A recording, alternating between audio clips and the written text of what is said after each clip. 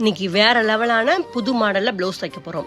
உங்கள் ப்ளவுஸில் கழுத்து என்ன இருக்கோ அதை வரைஞ்சிக்கணும். அப்புறம் 3 இன்ச்சுக்கு ஒரு பாக்ஸு, அதுக்கப்புறம் ஒரு 1.5 இன்ச்சுக்கு ஒரு பாக்ஸு, அதுக்கப்புறம் மிச்சத்தை நீங்கள் அளந்து வச்சுக்கோங்க. ஃபஸ்ட்டு பாக்ஸில் அழகான ஒரு கழுத்து வளைவு, 2வது பாக்ஸில் நீங்கள் வட்டமாக வளையும் போது கொஞ்சம் கழுத்தை விட இறக்கமாக தான் வரும். அதனால ஒன்றும் பிரச்சனையே கிடையாது. அழகாக கட் பண்ணிவிட்டு சுற்றி தையல் போட்டு திருப்பி விட்டுட்டு அமுக்கு தையல் போட்டு ரெடி பண்ணிக்கோங்க. மேல் கழுத்தை கிராஸ் பீஸ் போட்டு நம்ம ஃபினிஷ் பண்ணணும். சேலை துணியில் 2.5 இன்ச்சுக்கு நம்ம எடுத்துக்கிட்டு அதை ரெட்டையாக மடித்து அழகாக குட்டி குட்டி பிரில்லு வச்சு நீங்கள் அதுக்கு பைப்பிங் கொடுக்கணுங்க. அப்படின்னா தான் பிசுறு தெரியாது. பைப்பிங் கொடுத்து மேல் கழுத்துலேருந்து நீங்கள் ஆரம்பிக்கணும். ஆரம்பிக்கும் போது லேசாக ஒரு மடிச்சுட்டு நீங்கள் ஆரம்பிச்சிங்கன்னா அந்த பிரில்லோட பிசுறு தெரியாது, அழகாக ரெடி ஆயிரும்.